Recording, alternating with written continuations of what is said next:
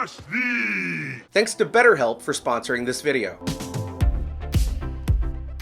What If Season 2, Episode 8 takes us back in time to the year 1602, where a multiversal incursion is about to destroy this universe. Hey, I'm Colton Ogburn, and these are all the Easter eggs, references, and the little things you might have missed. So in Episode 5 of this season, we saw Captain Peggy Carter get teleported by the Scarlet Witch to another universe. She will save our world. With the medieval attire and dialect, the presence of the Scarlet Witch, and the mention of a queen, I thought for sure this was setting up a what-if scenario featuring Earth 398 from the comics, a universe from the comics where a hex is cast and it makes everyone look and talk like they're in a medieval time. Kind of like how Wanda's hex in WandaVision worked. But this universe was actually an adaptation of Marvel 1602, so in the comics, the 1602 line features our heroes in the Elizabethan era. As their world is ending, characters like Nick Fury, the Fantastic Four, the X-Men, Spider-Man, Daredevil, and even Doctor Doom and Magneto band together to save the universe. And speaking of Doctor Doom, I thought I spotted a little Doctor Doom Easter egg in this episode, but we'll talk about that here in a bit. So like in this episode of What If, the comics also featured the Watcher telling the heroes about the Forerunner, a person in their universe that isn't supposed to be there. In the comics, we found out that the Forerunner is Steve Rogers, Captain America, which was also the case for this episode of What If. And guys, while this episode certainly took some liberties with the 1602 story, it was surprisingly accurate to the source material, especially for an MCU adaptation. So we open with a live performance of Shakespeare's Hamlet being performed by Loki, and we can see him holding the famous Yorick skull.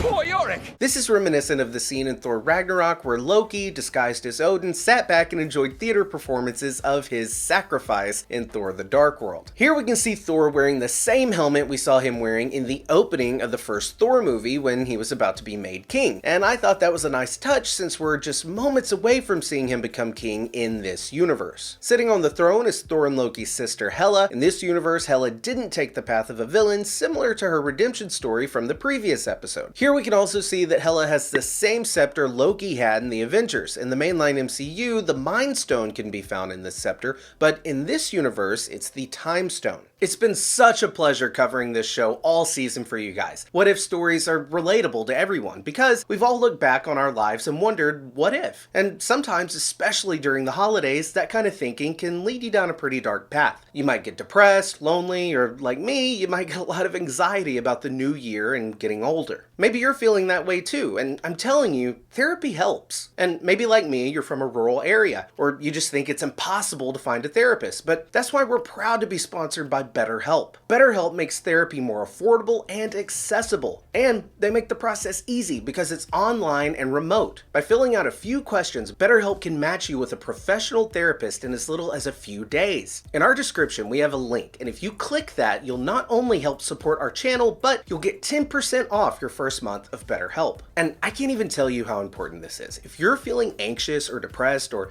you just wake up every day feeling like something isn't right, then therapy can help, like it did for me. And finding a therapist is a lot like dating. You may not fit well with the first one you try, so you can switch to a new one with no additional cost. You don't have to stress about insurance, who's in your network, or anything like that. So again, if you're struggling, please do consider online therapy with BetterHelp. Click the link in the description or visit betterhelp.com/ScreenCrush for 10% off your first month today. Now, back to what I was saying. So like I mentioned, we saw Captain Carter get teleported by Wanda Merlin to the 1602 universe. As a green tear opens in the sky, we see people starting to get sucked into that portal, and Captain Carter starts lassoing them back in. Very cool. Now, these giant tears are literal tears in space-time. We are actually getting to see what an incursion looks like. An incursion occurs when the boundary between two universes erodes and they collide, destroying one or both entirely. In Multiverse of Madness, we heard a lot of talk about incursions. We also heard Kang mention them in Ant-Man and the Wasp: Quantumania.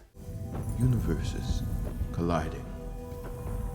Endless incursions. Now in Multiverse of Madness, we learn that the presence of someone from another universe makes the universe unstable and can cause the destruction of that universe, which is exactly what's going on with Universe 1602. Now incursions were the focal point of the Secret Wars comics, and I'm sure they'll have a big role to play in the MCU's Avengers Secret Wars. When Hela gets sucked into the incursion portal, we see Thor become king reluctantly, just as he's done before in the MCU. We saw him turn down the throne in Thor the Dark World, and then step down from the throne in Avengers Endgame Endgame after having taken it at the end of Ragnarok. But people need a king. No, they already have one. When Captain Carter fails to save Hela, Thor becomes enraged. You speak to me of sorry?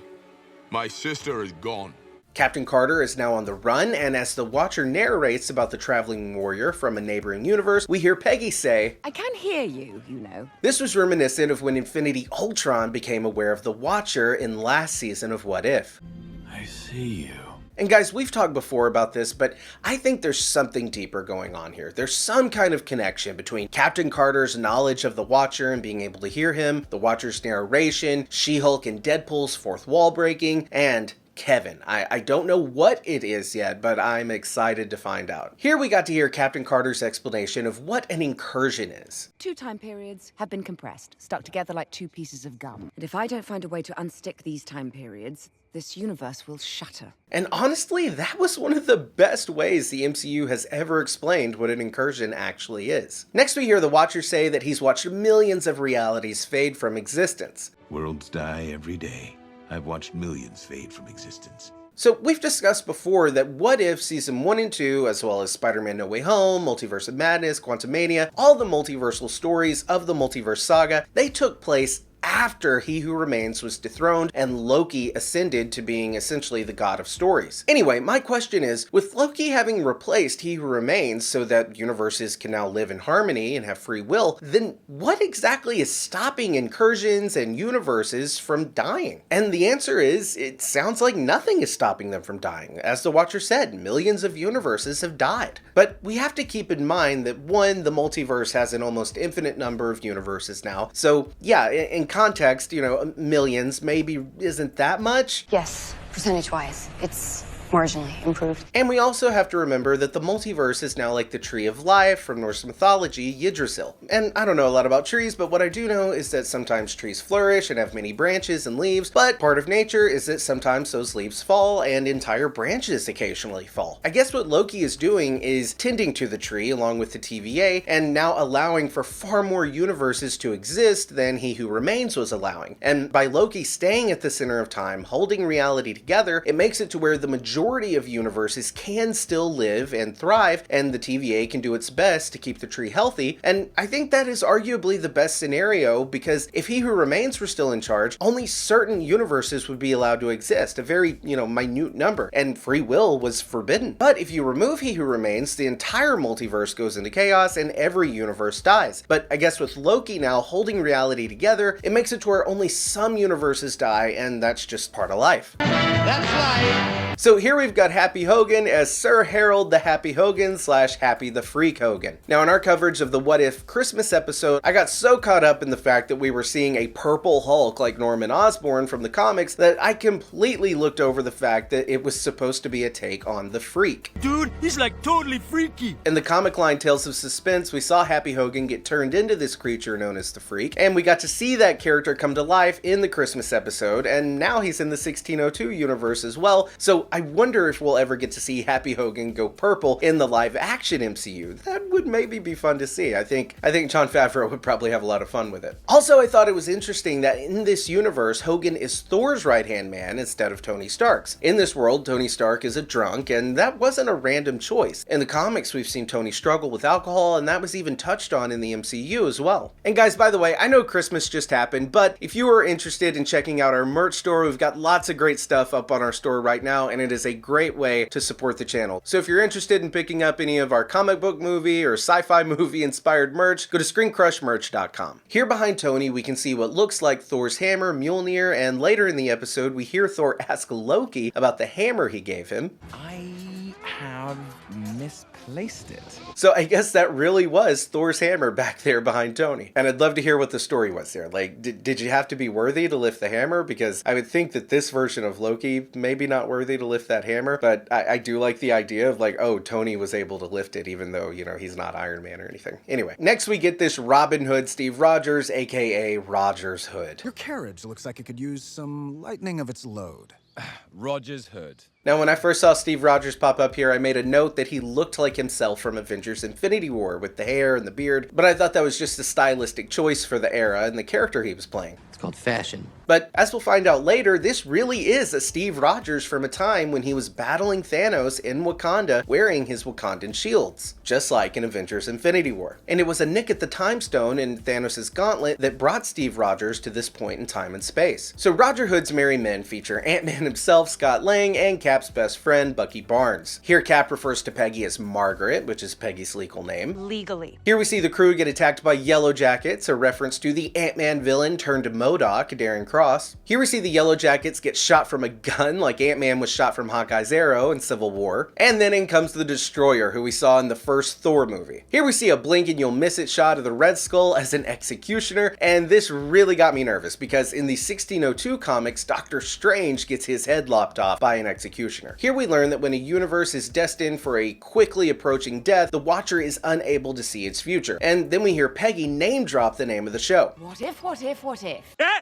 He said it! He said it! And guys, in this next scene, I nearly fell out of my chair because I thought this guy in the hood with the iron mask was the MCU debut of Doctor Doom. I mean, look at him. That is Doctor freaking Doom. Of course, it wasn't actually Doctor Doom. It was the Hulk, and it looks like he's maybe even wearing like an Iron Man mask, kind of like the one from Iron Man 1. But I think the creators definitely knew what they were doing for a few moments here by making him look like Doom. So when the Hulk is helping our heroes fight the King's Guard, we hear him say, a callback to this line in the first Avengers movie. Puny God. Here Thor says that his vibranium sword was a gift from the King of Wakanda, a reference to King T'Challa. Here we can see Peggy wearing a Stark-created Infinity Gauntlet. And when our team of heroes is able to separate the Time Stone from the Scepter using Tony Stark's device that will reveal to us who the Forerunner is, and of course it was Steve Rogers, the man out of time. And then we get this great moment between Peggy and Steve where they acknowledge how in every universe they just can't seem to ever have their time together. We never get a happy ending. To which Steve says, I'm sure somewhere out there, we do. And we know that in the mainline MCU, Steve Rogers did travel back in time and spent a life with Peggy Carter. The episode then wraps up with another tease of Doctor Strange Supreme coming in. Oh, Peg, have I got a story to tell you? We talked about in a previous episode where Doctor Strange came to recruit Kahori that perhaps he is forming a multiversal team of heroes again, like we saw in the season 1 finale of What If. So I'm really excited to see what we've got going on for the season finale of What If. We know that we're going to have Doctor Strange, we're going to have Kahori, we're going to have Captain Carter. I wonder who else we're bringing in, and I wonder who we're going to be fighting. I'm really excited to be covering that finale with you. I've had a pleasure covering this season. Thanks so much for watching. Let me know if I missed any Easter eggs for this episode. I know you will down in the comments, or you can feel free to tweet me. If you're new here, please be sure to subscribe, smash that bell for alerts so you get notified every time we upload a new video. For ScreenCrush, I'm Colton Ogburn.